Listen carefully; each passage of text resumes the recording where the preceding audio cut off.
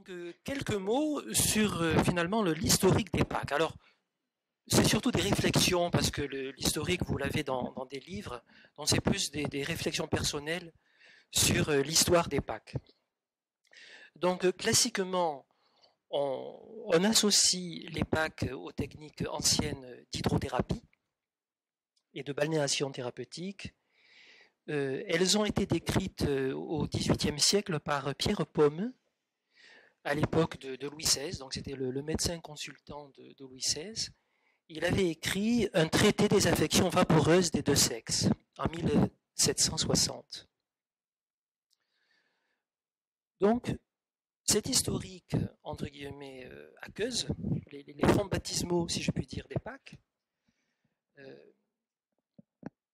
ça renvoie aussi à ce que Ferenczi disait, comme quoi l'être humain avait perdu finalement deux fois l'élément liquide, une première fois quand il a émergé de la mer, des océans, et puis une deuxième fois quand il naît de sa mère, donc c'est la perte du liquide amniotique. Donc il y a beaucoup de choses qui ont été écrites sur les Pâques et l'eau, mais personnellement, la réflexion que j'aimerais partager avec vous ce matin, c'est qu'il y a des Pâques qui n'utilisent pas donc l'élément liquide, il y a des Pâques secs. Nous, sur l'hôpital d'Avignon, nous utilisons des techniques de Pâques humides et des techniques de Pâques secs. Donc, on ne peut pas, à ce moment-là, véritablement référer à l'hydrothérapie. Donc, il y a autre chose qui se passe. Il y a l'eau, mais il y a aussi le côté enveloppement et tissu. Gaëtan Gassian de Clérambault, par exemple, a fait toute une étude sur les drapés au Maghreb. Il était même un collectionneur de photos et ça ressemblait à des Pâques. Quand on regarde les anciens ouvrages de Clérambault, de Gaëtan Gassian de Clérambault, on voit des femmes en djellaba complètement enveloppées. Et c'est très très beau, enveloppées par ces vêtements antiques. Ça marche pas bien? Ah. Pardon? Qu'est-ce qu'il faut faire?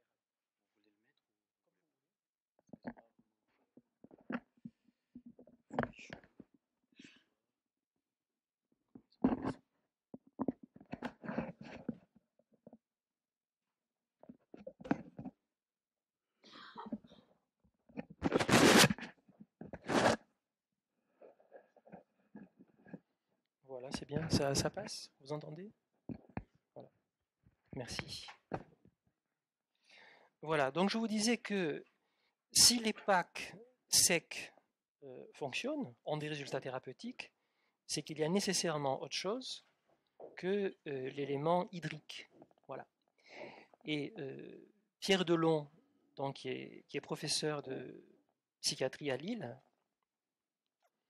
Delon de Lille, nous fait comparer les Pâques mouillés avec les Pâques secs. Et à Montfavet, à l'hôpital d'Avignon, justement, on est entré dans un protocole avec M. de Lyon où on étudie une cohorte d'enfants avec des Pâques mouillés et une cohorte d'enfants avec des Pâques secs. Voilà. De façon à bien voir s'il y a un impact thérapeutique par rapport à la différence technique utilisée. Ça, c'est important, de ne pas tout mélanger. Donc, si les Pâques secs agissent, à ce moment-là, l'aspect d'enveloppement prend toute sa dimension. Et cet aspect d'enveloppement, ça renvoie à ce que les anciens aliénistes disaient à propos des patients maniaques, c'est-à-dire les patients maniaques au sens de patients furieux, agités, on dirait à l'heure actuelle, qui ont des troubles du comportement, la manie furieuse, entre guillemets. Et à l'époque, il fallait recourir à des techniques de contention comme la camisole de force. On n'avait pas à l'époque les neuroleptiques, camisole de force, les entraves, les chaînes. Et c'est vrai que les détracteurs des Pâques disent que quand même, quand un patient est tenu, emmailloté, contenu, il ne peut pas bouger. Il est là, on représente la patiente dans un lit, comme si elle était dans une période de relaxation.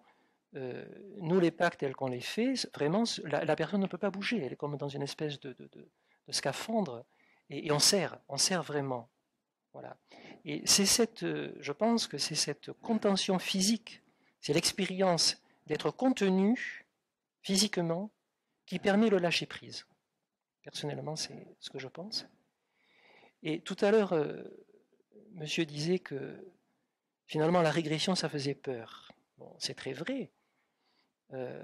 Pourquoi ça fait peur? En fait, je crois que c'est plus le lâcher prise qu'induit la régression qui fait peur, parce qu'on ne sait pas jusqu'où ça peut aller.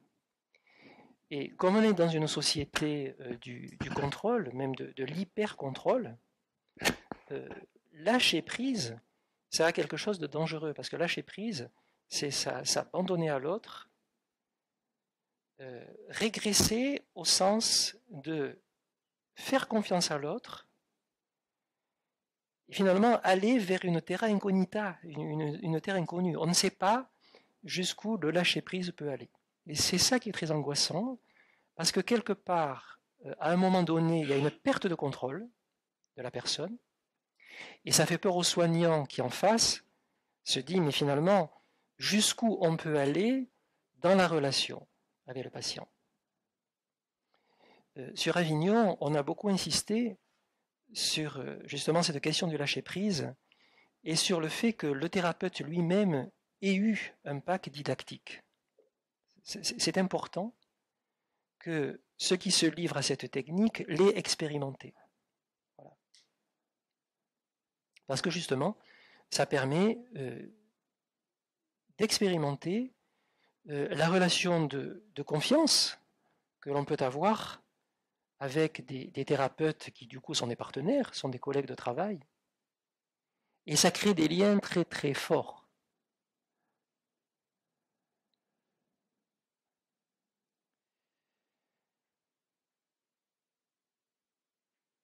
Donc c'est cette comparaison des packs à toutes ces techniques de contention, dans le mauvais sens du terme, qui a été à l'origine en France une véritable polémique extrêmement violente dont M. de Lyon a été l'objet, et des associations de familles de patients sont partis en guerre contre les thérapeutes qui font des packs. Et en France, on est obligé de les faire de façon très très prudente pour ne pas se faire attaquer, y compris au pénal. Y compris au pénal, c'est pas uniquement des attaques verbales, ça peut être des plaintes, des patients et des familles qui portent plainte. Au nom de quoi? Au nom de ce que finalement, quand on y réfléchit, elles n'ont pas tout à fait tort. Un patient psychotique, schizophrène, régressé, se plaint très peu. Et donc on peut lui faire beaucoup de choses. On peut lui faire beaucoup de choses. Et ça nous questionne sur notre éthique, jusqu'où on peut aller avec un patient qui n'a pas accès au langage, par exemple un enfant autiste, hein, qui ne parle pas. Jusqu'à quel point on peut déclencher sans le vouloir des fantasmes de sadisme chez les parents ou chez les autres intervenants, ou chez des fois des collègues de travail qui critiquent la technique sans la connaître. Donc ce sont des questions quand même, ces questions éthiques qui sont très complexes. Et d'autant plus complexes, et c'est là où je fais le lien avec les conceptions psychanalytiques, qu'on attaque la psychanalyse par le biais de cette technique. En tout cas en France, la Haute Autorité de Santé, dont je ne sais pas si en Suisse vous avez l'équivalent, en fait c'est une assemblée, si vous voulez, de sages, entre guillemets,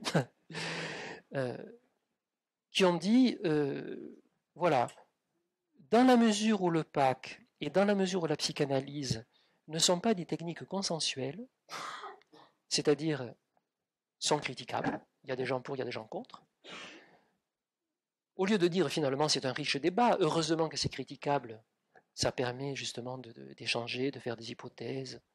Non, dans la mesure où ce n'est pas consensuel, nous, HAS, on ne fait pas un chèque en blanc, on n'accorde pas de crédit. Alors crédit au sens financier, et puis au sens également psychologique, on n'accorde pas crédit à des techniques psychothérapiques qui ne font pas l'objet d'un consensus. Voilà. Bon, c'est idiot parce qu'aucune technique psychothérapique, à ma connaissance, ne fait l'objet d'un consensus de tout le monde. Il y aura forcément des gens qui vont être pour, qui vont être contre, des gens qui s'abstiennent, qui ne connaissent pas la technique, qui ne font que répéter ce qu'ils ont entendu, etc. Donc, les attaques actuelles que nous connaissons en France sur les PAC sont en fait des attaques indirectes, si je puis dire, contre les psychanalystes. Et alors pourquoi? Parce que, historiquement, et c'est là où je raccroche mon sujet de l'histoire des PAC, historiquement, les grands auteurs qui se sont lancés dans ces PAC, que ce soit par exemple Woodbury aux États-Unis, Racamier, en Suisse et en France, à Prangin, étaient psychanalystes. Voilà. Donc ça s'est trouvé comme ça. Si ces auteurs-là avaient été phénoménologues ou systémiciens, peut-être, on se serait attaqué à la phénoménologie ou à la systémie. Voilà. Mais là, si vous voulez, on fait coup double.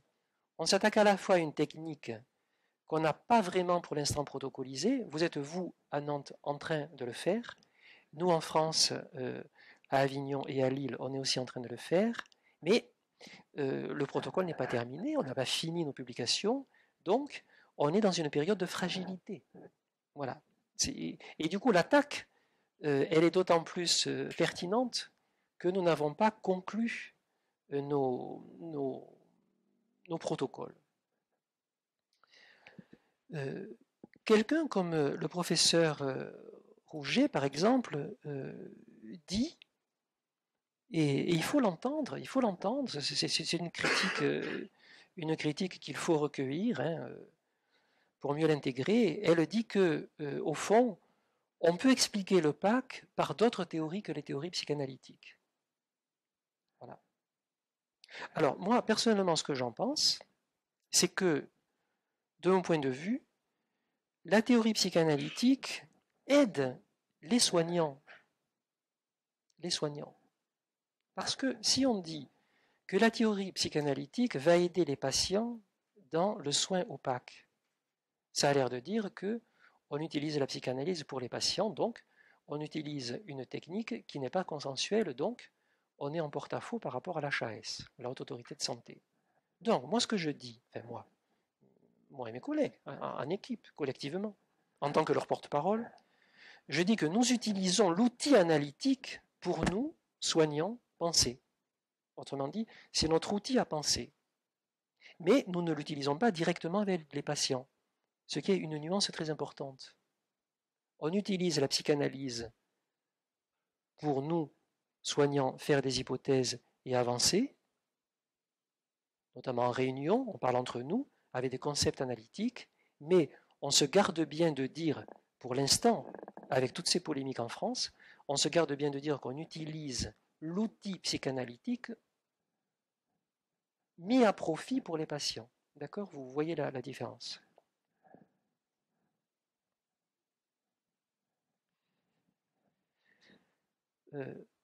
Une autre question qu'on se pose beaucoup, au fond, c'est qu'est-ce qui revient à César? Qu'est-ce qu'on va attribuer à César? Quand vous avez, notamment actuellement dans mon service, il y a un enfant qui a 5 ans, qui est en cure de Pâques, il va mieux. Bon, il va mieux, mais grâce à quoi? Grâce au Pâques, grâce aux soins psychothérapiques que nous faisons avec les parents, grâce aux soins en hôpital de jour, grâce aux médicaments qu'il a eus, grâce à des remèdes homéopathiques. Il va mieux globalement. Donc, attribuer ce qui revient à César au sens de comment peut-on valablement dire, voilà, l'impact du PAC a eu tel effet parce que c'est le PAC, alors qu'il y a d'autres thérapies associées au PAC. Voilà.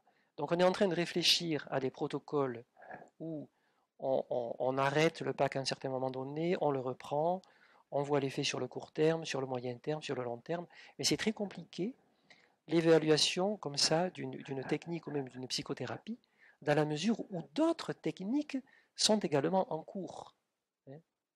C'est comme quand vous allez voir un homéopathe uniciste, c'est-à-dire qui ne prescrit qu'un médicament à la fois, il vous donne un traitement et il vous dit revenez dans 6 mois. Ben, revenez dans 6 mois, mais dans 6 mois, on a pu beaucoup avancer, on a pu aller voir d'autres thérapeutes, faire d'autres techniques thérapeutiques. Donc, on va le voir 6 mois après, on lui dit, ben voilà, monsieur, le remède que vous m'avez donné, finalement, m'a amélioré. Ah ben très bien, je vous en donne un autre, on continue. Mais qu'est-ce qui prouve vraiment que c'est ce remède-là qui a amélioré la personne? Voilà. Et quand on fait des PAC dans les hôpitaux, je vous le répète, mais c'est hyper important, il n'y a pas que ce soin-là. Donc, comment être certain par rapport aux détracteurs des PAC, hein, qui nous disent ce que vous faites ne sert à rien, voire même est pathogène. Donc, qu'est-ce qui va nous permettre de dire que ce soin est un plus par rapport à d'autres techniques, voire même est spécifique à la situation rencontrée? Voilà, ça c'est une question très importante. Et au niveau de l'histoire des PAC, on ne s'est pas posé cette question-là. En tout cas, pas en ces termes-là. Donc, je vais vous parler de l'homéopathie. Alors, pourquoi parce que toutes ces techniques qui utilisent le corps rentrent dans une démarche holistique, c'est-à-dire globale, de la relation soignant-soigné et de la relation du sujet à son corps. Et de plus en plus, on soigne le corps par l'esprit et l'esprit par le corps. C'est-à-dire qu'en fait, on évite de faire la différence qui est vraiment artificielle, la dichotomie corps-esprit. On essaie d'avoir un impact sur l'esprit par l'intermédiaire du corps.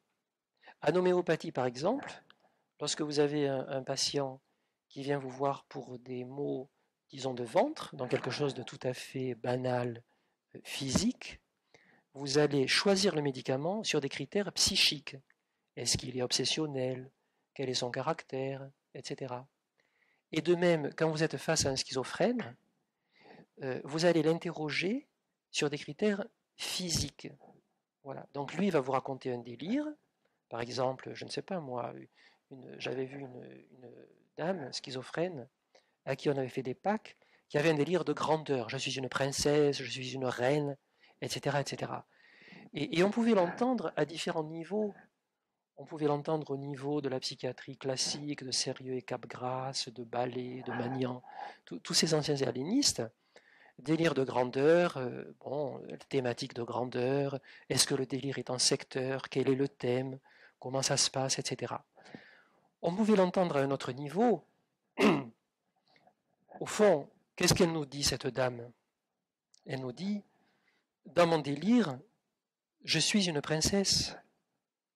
Donc, dans la vie, elle aimerait être une princesse. C'est son désir secret. Comme elle n'arrive pas à le dire, elle le délire. Et donc, qu'est-ce qui dans sa vie fait qu'elle a ce vécu d'être l'inverse de ce qu'elle dit? Puisque quand un patient vous dit blanc, il faut entendre noir. Donc, qu'est-ce qui fait que dans sa vie, elle a le vécu qu'elle est de la merde, une quantité négligeable, et que du coup, par surcompensation, elle délire au point dans sa tête d'imaginer qu'elle est une princesse. Ça, c'est très intéressant comme approche.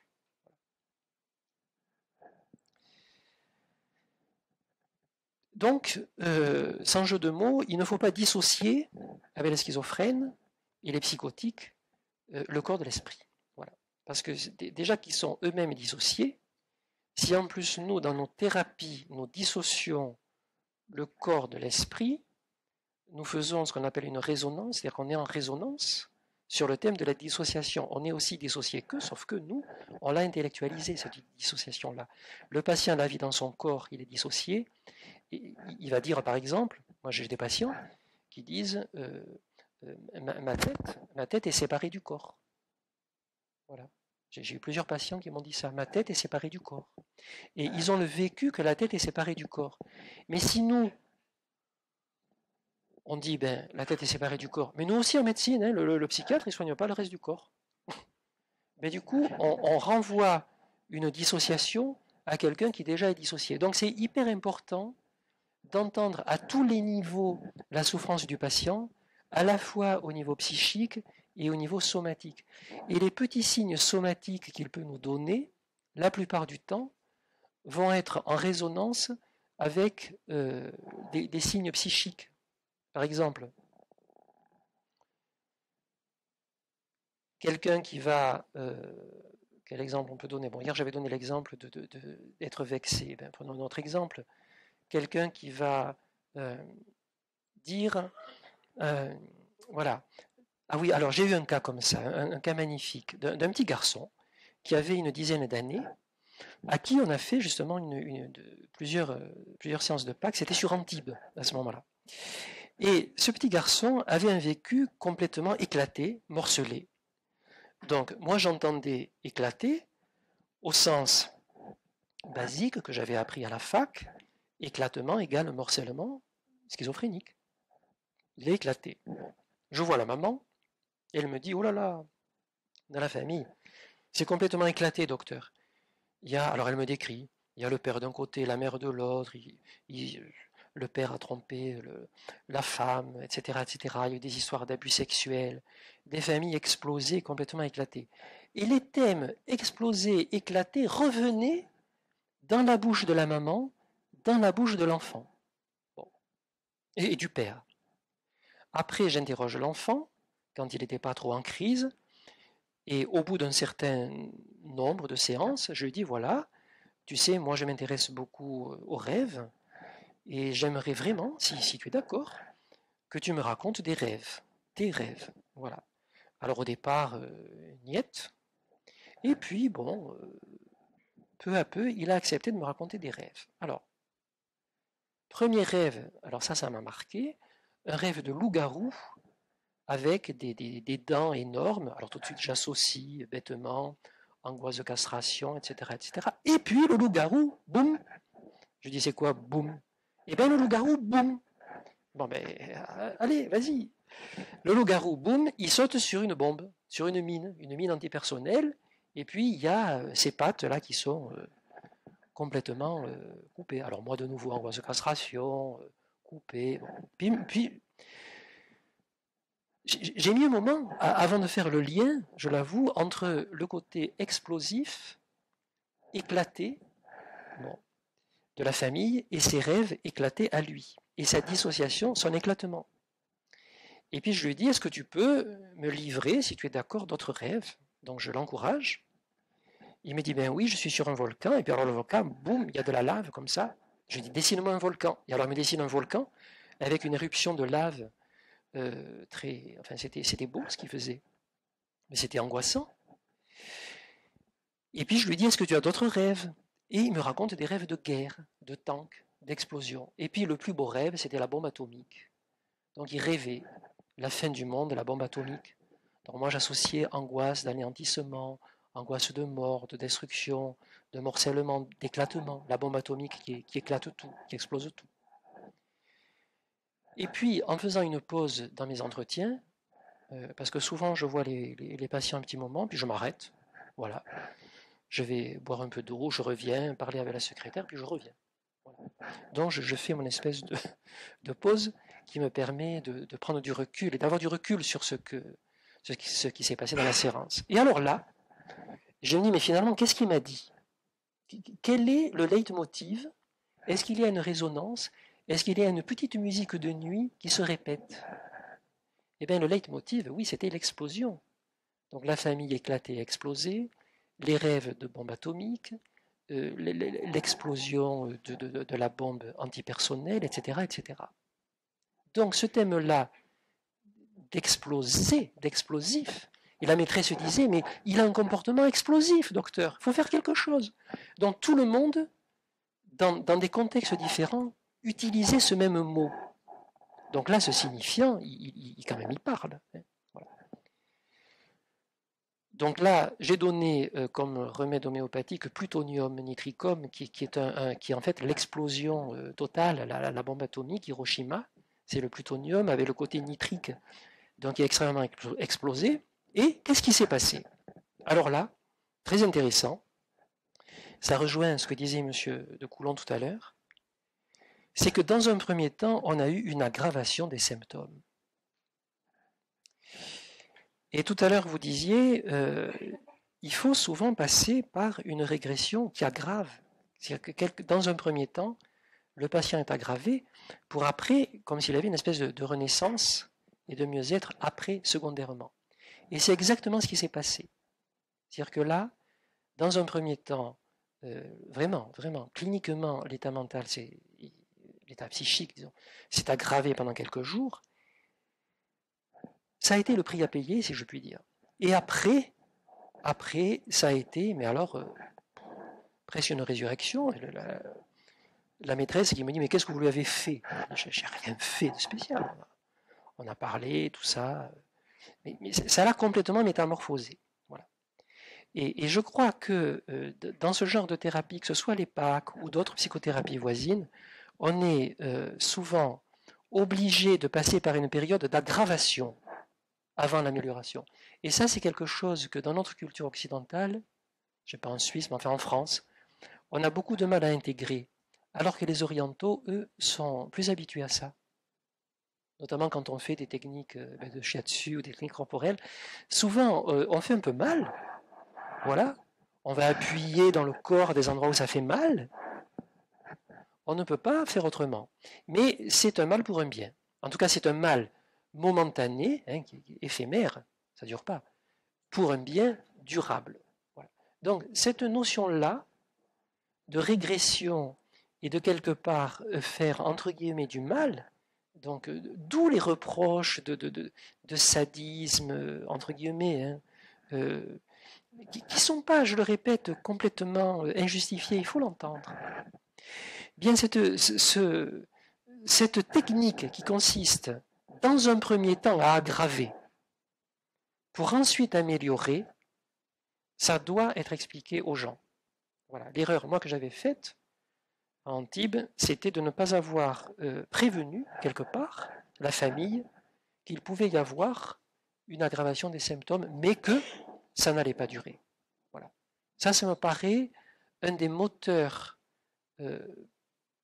principal du PAC. Je ne sais pas comment le verbaliser, mais de prévenir le patient et l'entourage que du fait de la régression, il peut y avoir des choses angoissantes, des retours en arrière, des fantasmes qui émergent, qui font que momentanément, la personne n'ira pas forcément bien, mais, il faut rassurer, ça ne va pas durer. On va reconstruire, on va apaiser, donc c'est un mal pour un bien. Voilà. Ça me paraît, je le répète, mais c'est vraiment déterminant. Il n'y aurait qu'une chose à retenir, c'est ça. Après, pourquoi le PAC finalement fonctionne? Qu'est-ce que les historiens ont pu dire de ça? Ben alors, vraiment pas grand-chose. Pas grand-chose. Et la question que je me pose, c'est que finalement, c'est une technique qui fait appel à l'intimité. Et est-ce que finalement, ce n'est pas l'intimité qui est le ressort principal du PAC? Vous êtes jeune, il y aurait des mémoires ou des thèses à écrire sur une histoire de l'intimité dans la relation soignant-soigné. Moi, j'aimerais beaucoup lire, si quelqu'un écrit quelque chose sur ça, une histoire de l'intimité dans la relation soignant-soigné. Et je crois que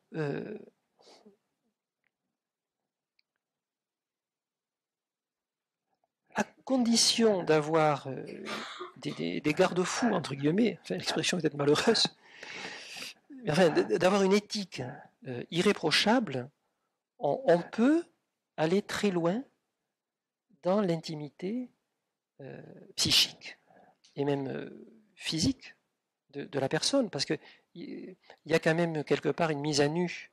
Enfin, on garde le slip, mais quand même, ça c'est un aspect sur lequel on n'insiste pas beaucoup, c'est que les patients sont déshabillés, évidemment. Hein. Et quand on fait un pack didactique, c'est pas évident de se retrouver en slip face à des collègues de travail, et réciproquement. Et c'est vraiment une autre culture. Et cette intimité, je pense, est un des moteurs qui fait que le PAC marche et qui fait qu'il y a une implication physique, corporelle des soignants, mais une implication physique des soignants bienveillante, c'est-à-dire dans un cadre thérapeutique. C'est ça qui est extrêmement important. C'est de ne pas érotiser, justement, le corps. Alors tout à l'heure, M. de Goulon parlait de libidinalisation du corps. Effectivement, il faut un minimum aimer, entre guillemets, le patient. Je dirais un peu différemment. Il faut aimer ce qu'on fait avec le patient. Voilà. C'est-à-dire qu'il faut que le soignant prenne plaisir à faire une technique. Et pourquoi on prend plaisir à faire la technique? Parce qu'on sait que cette technique-là va marcher. Et que même en passant par une phase d'aggravation, on aura à terme une amélioration. Voilà. Ça me paraît très important. Et cette histoire de l'intimité nous renvoie à ce qu'on appelle en psychologie la proxémie. P-R-O-X-E-M-I-E. La proxémie, c'est la discipline en psychologie qui étudie la distance relationnelle, la proxémie. On parle de distance proxémique. La proxémie, c'est la discipline qui étudie la distance relationnelle entre vous et moi, entre un soignant et un soigné. Voilà. Et vous savez que les psychotiques ont des troubles de la proxémie. C'est même une façon intuitive de les repérer. Quand vous avez quelqu'un, par exemple, qui va vous parler à 10 cm, alors que vous attendez à une distance de sécurité d'1 mètre, 1,50 m, le psychotique, paf, il vient vous coller. Il n'a pas la bonne distance, mais y compris physique, envers vous. Voilà. Et on peut faire le diagnostic dans un hôpital facilement, un diagnostic de schizophrénie, mais ça dure 10 secondes. Quelqu'un qui vient se coller à vous, est-ce que tu n'as pas une cigarette, est-ce que tu n'as pas l'heure? On peut le demander à une distance normale, d'1 mètre ou 2. Lui, il vient carrément coller. Voilà. Et ça me paraît très important, justement, avec ces patients qui collent au signifiant, qui sont dans une espèce de collage, de fusion avec l'autre, de faire ce genre de thérapie où, quand c'est bien fait, les draps collent à la peau. C'est-à-dire que le patient, il est carrément, entre guillemets, momifié, mais il ne peut pas bouger. Il ne peut pas bouger. Quand c'est bien fait, il est emmailloté comme un bébé, hein. Voilà, comme une momie. C'est pour ça que, quelque part, on a été critiqué parce qu'on fait une contention au sens de camisole, entre guillemets. Hein. Dans une camisole, le patient ne peut pas bouger. Dans un pack, il ne doit pas pouvoir bouger. Si le patient commence là, ses mouvements de répression, s'il sort un bras, tout ça, pardon pour le micro, là c'est raté. C'est-à-dire qu'il faut vraiment qu'il y ait le sentiment physique d'être contenu. C'est cette contention physique du pack qui permet justement que le patient se lâche. C'est le cadre rigide qui permet le laisser-aller. Le laisser-aller n'est possible que parce que le cadre est extrêmement rigide. Voilà. Ça, c'est hyper important. Et on n'insiste pas assez sur ça. Ah, une anecdote rigolote. Moi, j'avais un vieux maître en psychiatrie. Comment il faisait pour sélectionner ses internes? Bon, en Suisse, c'est les assistants. Hein. Comment il faisait pour sélectionner ses assistants? Quand il y en avait plusieurs qui briguaient un poste de chef de clinique, enfin, ou chez vous, je ne sais pas quoi, l'équivalent de chef de clinique, voilà. Alors c'était très rigolo. Il ne se compliquait pas la vie, hein. Oh là là. Il ne faisait pas des entretiens de plusieurs heures avec l'un, avec l'autre. Il ne regardait pas les publications, hein, des uns et des autres. Non, non. Il faisait venir son psychotique préféré, entre guillemets, et il envoyait ce patient dire bonjour. T'as pas une cigarette? Bonjour. Et après, il interrogeait le patient. Et le patient qui avait une espèce d'hyper-perception, de finesse de la relation, qui est une éponge affective, il lui disait, oulala, lui, je ne le sens pas. Lui, il n'est pas généreux. Lui, les patients n'intéressent pas. C'est sa carrière. Il n'en a rien à foutre de ce que je vais raconter. que j'avais mal à la tête, que j'ai des troubles du sommeil. Rien à faire, rien à faire. Lui, c'est pas un médecin. Je suis pas à l'aise avec lui. Alors, j'ose espérer qu'il ne se basait pas que sur ce que disait le patient, mais, il avait suffisamment compris ce qu'était la relation avec un patient psychotique pour savoir que le patient peut lire en nous à livre ouvert, de la même façon qu'on dit toujours eux, on lit à eux à livre ouvert, ils parlent comme ça et ils disent ce qui sort de leur esprit, comme s'il n'y avait plus de calotte crânienne, là, le cerveau est à nu. Mais c'est réciproque. Je crois qu'on n'a pas assez intégré la réciprocité dans la relation soignant-soigné. Hein. Pardon. Donc je terminerai par une réflexion sur le lien que l'on peut faire entre les travaux qu'il y a eu dans les années 1950 à Palo Alto et les PAC. Alors pourquoi? Parce que moi, ce qui m'a frappé, quand j'ai commencé à faire des PAC, j'avais peur, et donc au départ, je voulais être observateur. Voilà. Observer, donc je ne participais pas. Il y avait le patient, 2 infirmiers autour, et moi j'étais observateur. Donc ça consistait en quoi? J'avais tout simplement un carnet de notes, et je notais, je prenais des notes. Voilà, j'ai entendu ça, j'ai vu ça, j'observais. Et puis après, une fois que j'ai été observateur, je suis devenu pratiquant véritablement avec le patient. Donc, qu'est-ce que ça veut dire? Ça veut dire qu'on rejoint les techniques qu'on a appelées les techniques de cothérapie. Donc, qu'est-ce que c'est en thérapie systémique, la cothérapie scindée? C'est lorsque vous avez 2 ou 3, bon là c'était 3, 2 infirmiers et le médecin, qui ne sont pas sur le même plan. Voilà. Par exemple, dans un entretien, vous avez 2 personnes, mari et femme, et 2 thérapeutes, donc 2 face à 2. Bon.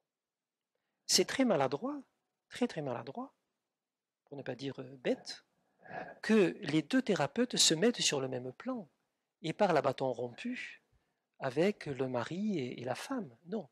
Il faut qu'il y en ait un qui mène l'entretien et l'autre, il a une position méta, une position plus haute. Il va observer les interactions. C'est comme si vous voulez dans une voiture, vous avez le pilote et le copilote, vous n'avez pas, sauf dans les moniteurs d'auto-école, vous n'avez pas 2 volants et 4 pédales. Il y en a un qui conduit. Voilà, c'est pareil, il y en a un qui conduit l'entretien. Et il y a le copilote. Le copilote qui peut interrompre la séance par ces systèmes de petites pauses comme je fais de temps en temps, qui peut lui dire attention, là, il s'est passé ça, tu ne l'as pas repéré, tu ne l'as pas vu. Cette question-là, là, tu t'es fait avoir. Il faut revenir sur ça. Qu'est-ce que tu as ressenti à tel moment de l'entretien? Voilà. Donc c'est quelque part, si vous voulez, une supervision en live, comment dire, en direct, voilà, en direct, simultané, du collègue qui mène l'entretien. Et là, on est exactement dans le protocole des PAC. On oublie ça. C'est que le rôle de l'observateur, c'est un rôle, de mon point de vue, c'est un rôle de copilote des 2 infirmiers ou éducateurs, ou médecins, ou psychologues, peu importe, des 2 soignants qui, eux, pilotent, d'accord, qui mènent la technique. Mais il faut qu'ils aient quelqu'un qui les aide et qui soit en position, entre guillemets, de superviseur ou de super écoutant. Moi, je dis copilote. Voilà. L'image est plus rigolote.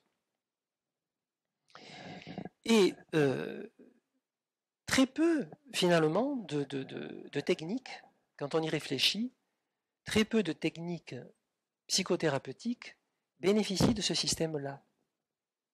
Pourquoi? Parce qu'on est dans une société, enfin surtout en France, où il faut aller de plus en plus vite dans l'efficacité des soins, on a de moins en moins de soignants. Or, faire des PAC, ça prend du temps. Être 3 personnes pour un patient sur plusieurs séances, plusieurs semaines, des fois plusieurs mois, c'est coûteux, entre guillemets, dans tous les sens du terme. Donc on n'arrête pas de nous parler de rationalisation des dépenses de santé.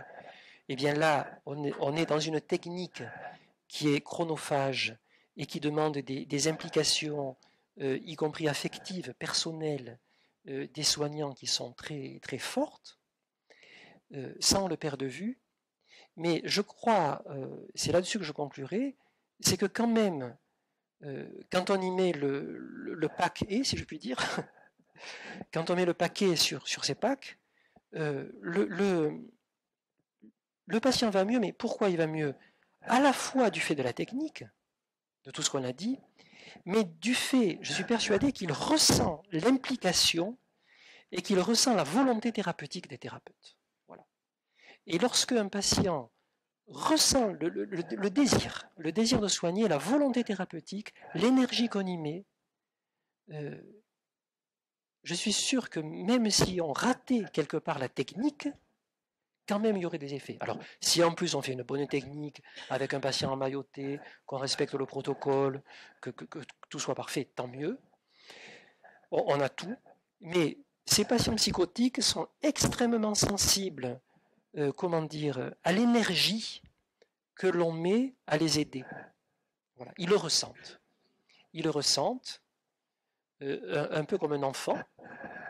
Moi, je passe ma vie à soigner des enfants, mais l'enfant, il ressent de façon, je vais dire instinctive, c'est peut-être pas le bon mot, mais de façon spontanée, l'intérêt qu'on lui porte. Il voit si on s'intéresse à lui. Il voit si on a envie de jouer. Il voit si on a du temps, si on est disponible, si vraiment on est là, présent pour lui. Il le ressent. Et on ne peut pas tricher. Voilà. Avec les patients psychotiques, on ne peut pas tricher. Avec les PAC, on ne peut pas tricher. Et moi, c'est une technique qui m'a beaucoup appris, qui m'a fait énormément travailler sur moi, parce qu'il y a d'autres techniques thérapeutiques où on peut tricher. C'est malheureux à dire, mais il faut le dire.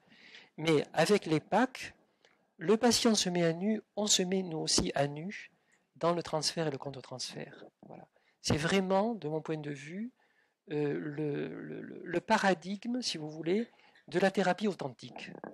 Voilà. Et ça rejoint, me semble-t-il, l'intimité dont je vous parlais. Dans l'intimité, notamment l'intimité amoureuse, ou l'intimité avec des amis, on se laisse aller. On se laisse aller. Et un des critères, je l'ai lu quelque part, c'est pas de moi, hein, donc, mais je ne sais plus où je l'ai lu. Je lis beaucoup de choses. Un des critères qui fait que on est à l'aise avec quelqu'un dans une relation d'amitié ou d'amour, c'est lorsqu'on supporte le silence. Lorsqu'on supporte le silence. Lorsqu'on peut rester silencieux avec quelqu'un sans avoir besoin de lui parler. Et le premier qui parle, c'est celui qui est gêné. Faites l'expérience avec quelqu'un. Bon, une fois, j'étais allé voir un prof de psychiatrie pour des trucs, des bricoles. Et alors, il était très anxieux, je ne sais pas pourquoi. Et moi, je disais rien. Et alors, il parlait. Alors que c'est moi qui aurais dû être anxieux en allant le voir. Eh bien non. Et c'est à partir de là où j'ai réfléchi à ça, où je me suis dit effectivement, un des critères de relations humaines réussies, bon, bien sûr, c'est quand on se parle, mais c'est quand on accepte le silence de l'autre. On peut rester quelques minutes, on le voit dans des couples, on regarde un beau paysage ensemble, on n'a pas besoin de parler, on est ému ensemble au-delà des mots. Et dans le PAC, c'est exactement ça. Moi, ce qui me frappe quand je fais des supervisions de PAC, c'est qu'il y a des moments, mais qui sont des moments magiques, où personne ne dit rien. Les soignants ne parlent pas, le patient ne parle pas, et il se passe des choses. Ce n'est pas vide, ce n'est pas de la vacuité. On pourrait dire ils font rien. Mais non. C'est comme avant une séance d'aïkido, où vous méditez avant de commencer à combattre. Alors, si on les voit, on peut dire, ben oui, ils sont comme ça, ils sont assis, ils font rien. Mais non, ils font pas rien. Ils sont en train de se conditionner à. Ben là, c'est exactement pareil. Il y a des moments de silence qu'il faut absolument respecter. Et ces moments de silence dans le PAC sont comment dire, sur le timing du patient. C'est-à-dire que c'est le patient qui les donne. Le patient donne son tempo. Et c'est nous, soignants, qui sommes au service du patient et au service de ce tempo. Une psychothérapie réussie, de mon point de vue, c'est une psychothérapie où le sujet s'est senti suffisamment à l'aise pour supporter des silences, y compris le thérapeute aussi, pareil, c'est exactement pareil, et où c'est le patient qui a mené la danse. Et le thérapeute, il n'a fait que l'accompagner dans le mouvement. Mais c'est le patient qui mène la danse.